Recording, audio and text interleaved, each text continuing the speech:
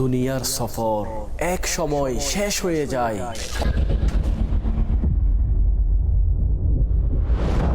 অতঃপর শুরু হয় প্রকৃত গন্তব্যের সফর।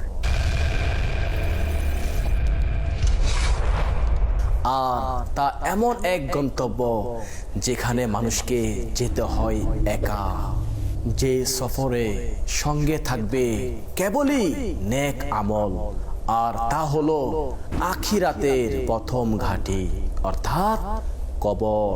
আধার কবরে আমায় সবাই রেখে যখন যাবে।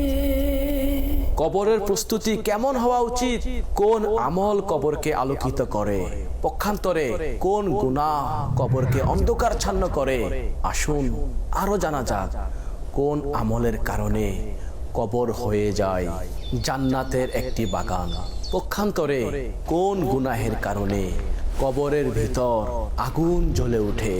এমন নানান বিষয়াদি সহ বিভিন্ন প্রশ্নের জবাব পেতে দেখুন অনুষ্ঠান আখিরাতের প্রথম ঘাঁটি, শুধুমাত্র মাদানী চ্যানেল বাংলায়, ইনশাআল্লাহুল কারীম। দেখুন অনুষ্ঠান আখিরাতের প্রথম ঘাঁটি প্রতি বুধবার রাত 8টা 15 ইনশাআল্লাহ, শুধুমাত্র মাদানী চ্যানেল বাংলায়। আমাকে নিজের এবং সারা দুনিয়ার মানুষের সংশোধনের চেষ্টা করতে হবে ইনশাআল্লাহুল কারীম।